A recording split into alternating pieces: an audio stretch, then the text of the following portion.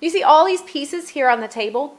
This is what you get when you get a subscription to the Adventurous Mailbox. Now, most people look at the Adventurous Mailbox online and they see this. They see this box and they think that that's all that they're getting, which is pretty cool. You get a letter individualized to your child and you get a set of books and they get mailed to your home. You can also get digital ones if you're not into getting paper and things to stick around the house. Inside the letter, it welcomes your child to the program. It talks about the top secret program that they'll be going through. And it tells you how to access the online, which I've covered up our access code. Now, if you leave it at this and you never go online, then all you're going to see are these books. And they're pretty cool. I like the books.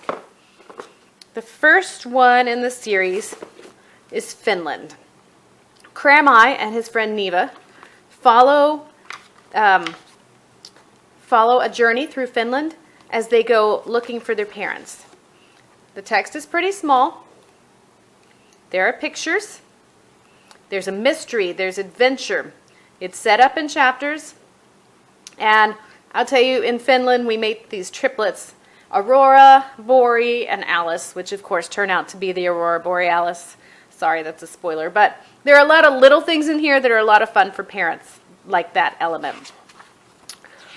Not only do you get this mystery and action adventure story, but you're going to be getting culture, you're going to be getting world languages, you're getting geography.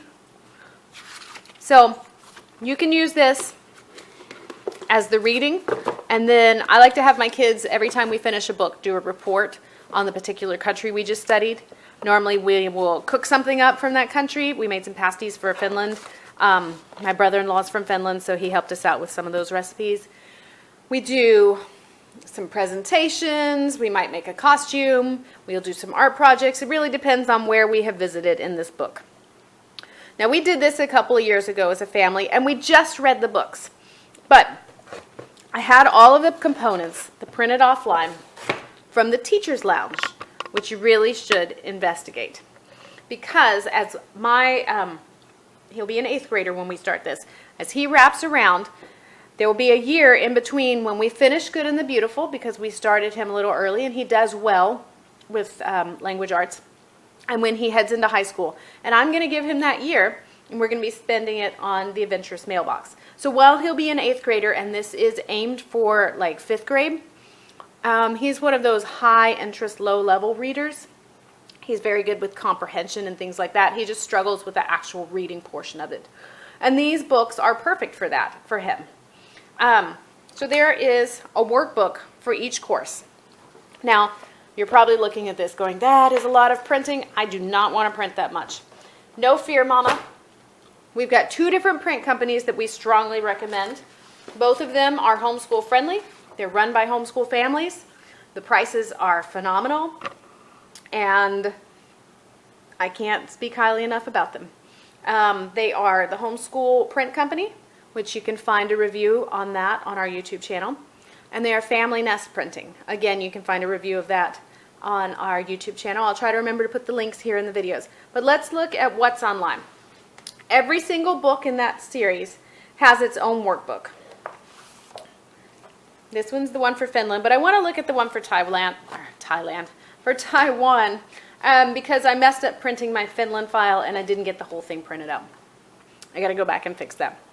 So there are 4 components to the workbook. There's Getting Wordy, which is going to be your vocabulary component. And it has vocabulary.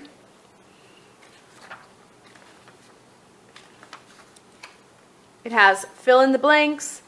It has applied vocabulary. It's got rewriting your vocabulary. It takes these vocabulary words and it's broken down from the first half and the second half of the book.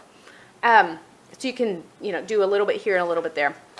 But it takes these vocabulary words and it actually makes your student and your child apply it and use it so that they really become familiar and comfortable with these words. So that's called Getting Wordy.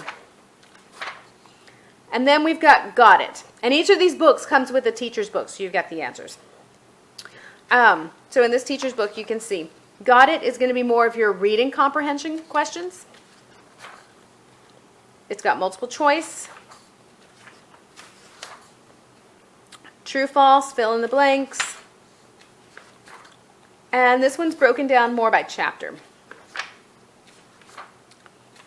So we've done reading comprehension, we've done vocabulary. Now we're going to do critical thinking in the Work It Out program. This is going to be fill in the blank questions, but it's more like short answer questions. How are subways like dragons? What is the Dragon Boat Festival? In Taiwan, I don't know why I keep calling it Thailand. In Taiwan, they go to the Dragon Boat Festival. They've got a mystery that they've got to solve. And we do a lot of cultural elements along the way. There are many missions in this particular section. We're going to be learning Chinese. Not a lot of Chinese, just a few things. Looks very complicated to me. And then there's some internet practice. So they've got to do a research project using the research links. They make it fun. There's some analogies. Okay, so we've done vocabulary, reading comprehension, and critical thinking. The next component of a good language arts program is going to be writing, and that's found in your writer's block. There are 4 different types of writing that are addressed here. We've got, let's see, the first one is persuasive writing. 5-paragraph essay, basically. Pick a topic, make your supporting statements. It's your basic 5-paragraph. They do drafts. There is a rubric checklist so that you can help them to become a better writer and so that you can grade it. Then we've got your descriptive writing. They've been given a topic. Those are stuck together.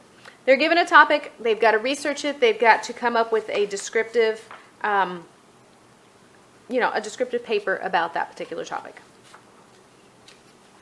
Again, we go through all the drafts until we get to the final draft, and we have the rubric. We have creative writing.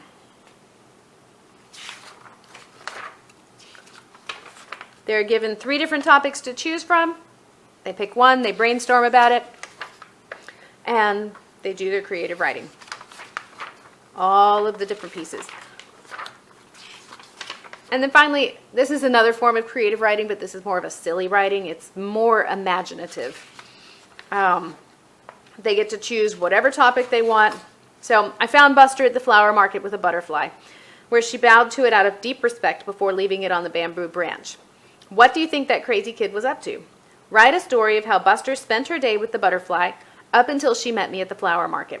Why did she respect it so much? Think especially about the butterfly. Do you want to give it a personality, a crazy history? Can it speak, or is it just a normal butterfly? This is going to be really out-of-the-box thinking for this particular one. Now, I have put these workbooks together by workbook in order. You could print them all out separately. I just chose to leave them by country. That does not mean we're going to do all the vocabulary and then go do all of the reading comprehension. I just don't roll that way. We'll go back and forth. We'll do some of the first part of the vocabulary, then we'll go to the reading comprehension. We might flip over and do a writing exercise. We're going to go back and forth because that's how we do things in this house. But each one of these is going to get its own, what do you want to call that? Like a 3-hole punch folder. I like the clear ones because I can see what's inside of them. The other component that they've just added to this program, so I've not used it before, is the NEVA codes. And this is scratch coding. This is basic coding for kids. I'm going to do one of these projects here in a little bit and put it at the end of this video so you can see what they have. Each one of these countries comes with its own NEVA code project, and it starts with the very basic. Oh, something I forgot to point out. In the teacher's lounge, you can find a book synopsis. It will tell you what your kids are going to be learning. It will give you some discussion questions that you can do out loud. All right, NEVA codes. It starts out with the basics. Continue learning the basics while helping Aurora zip across Lapland on a snowmobile under the northern lights. It's going to build upon each one. So you want to read these books in order, and you want to do the NEVA codes as you go through the books. Create your own tempting siren street where players may meet a grisly fate in Greece. That's going to involve more components than way up here in Finland. And then in Peru too, because there are 2 books about Peru. Help the llama avoid the falling frogs. That's pretty funny. But that's going to be the most complicated of the NEVA codes. It talks about how to join Scratch, which is free. It talks you all the way through each separate piece, which is awesome, especially for someone like me who knows nothing about coding. And so my older son has looked at these NEVA codes and worked with them some. If you have a kid who does Lego Robotics or EV3 or Mindstorms, he says they're fairly similar to the way that those work. So you might already know more than you think you do. If you don't, then doing the scratch codes may help you learn how to do those things. These books are beautiful. They're small. They don't take up a lot of space. Probably don't have to print all of this stuff out. You could probably use a lot of it digitally. I'm just more of a paper kind of girl. So when you think about the Adventurous Mailbox, don't just think about reading some books together. Consider it as a possibility for an entire language arts curriculum that you buy once and you can use multiple times. But it's not just language arts. It's language arts, it's world geography, it's world cultures, all of that stuff blended together for one price. No, I was not paid to say any of this stuff. It's just a program that we've used and we've really enjoyed. But most people don't know about it, and that surprises me because it's such a good program. So I wanted to let everyone know. Now, this is Series 1. And the author has been talking for a while about writing another series, Series 2 or 3. We would really like to see that happen. I don't know if it will happen when my kids are young enough to use them, but we enjoyed Series 1 enough that if Series 2 comes out, we would definitely buy the books.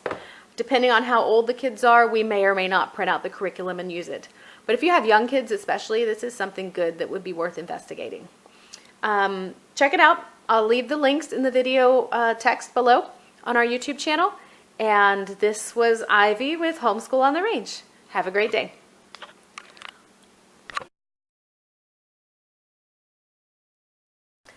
When you go to the Adventurous Mailbox, you'll have lots of different choices to see what's going on. And there are some links to the blog that they have with some pretty interesting articles. But I want to show you some other things here. Okay, so since we last were here, they've added something called Grandma's Bazaar. It looks like they're going to be selling some different cultural gifts. I don't really know much about that. Grandma's World is where all of the fun online stuff is. Each one of these boxes has something different here. And I've opened up some of the boxes so that we can look at them a little further in depth. First, there's a contest. Who doesn't love to win a contest? There is cultural music from around the world. There's a writing contest. That's something totally separate. There was a reading one and now there's a writing one. My flash is not working today, but there's a place where you can practice the languages that you hear in the different books. French, Chinese, Spanish, Finnish. Looks like those are the only 4 here right now. But when we came in earlier, the flash was working and you were able to hear the phrases and meet the people that were speaking them. Then there's the NEVA codes. All of the information that you need for those NEVA codes is here. All of the files to download or to put directly into your Scratch. And each of the projects is listed individually. And here's an example, this is the Finland one, of what the NEVA codes will make. Again, this is the most basic one.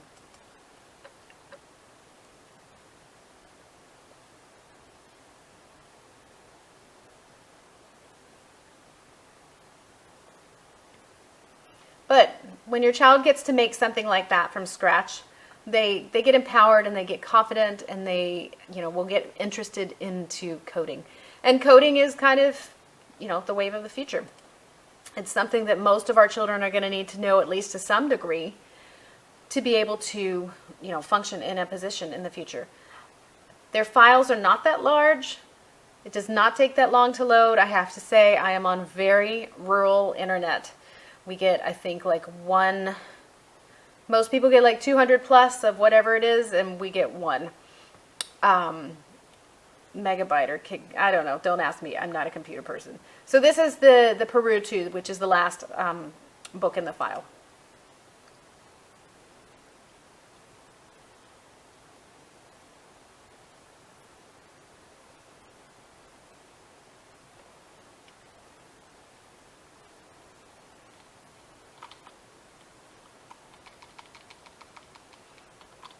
Come on, they get to make their own game. How fun is this? Whoops.